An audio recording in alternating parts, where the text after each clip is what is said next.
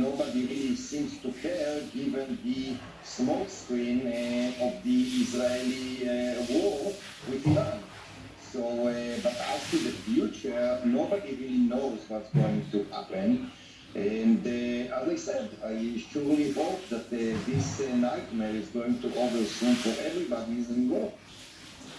We're still obviously waiting to see what kind of reaction Iran is going to provide a longer term with regard to what has been happening in terms of the US attacks. Is there a feeling, do you think, in Israel that people are going to be safer as a result of these US attacks, or do you think that the threats and their origins may simply change?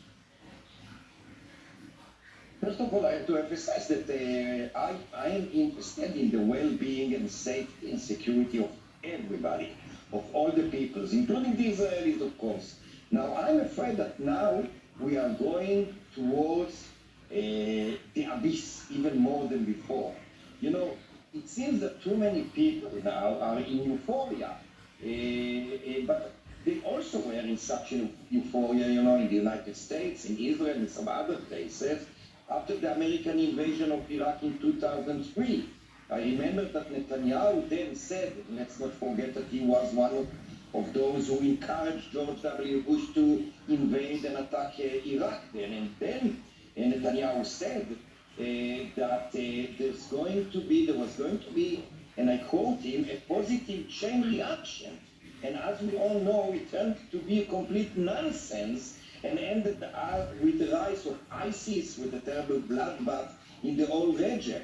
So now again, Netanyahu, as well as Trump and some others, are still in euphoria and pride and say that more or less the same thing, that there's going to be a positive chain reaction, that there is going to be, as Netanyahu said then, perhaps even democratization of some regimes. I'm afraid that we are going to face something exactly the opposite, just like happened 20 years ago, although the circumstances are radically different. But still, what kind of reaction are we going to, should we expect?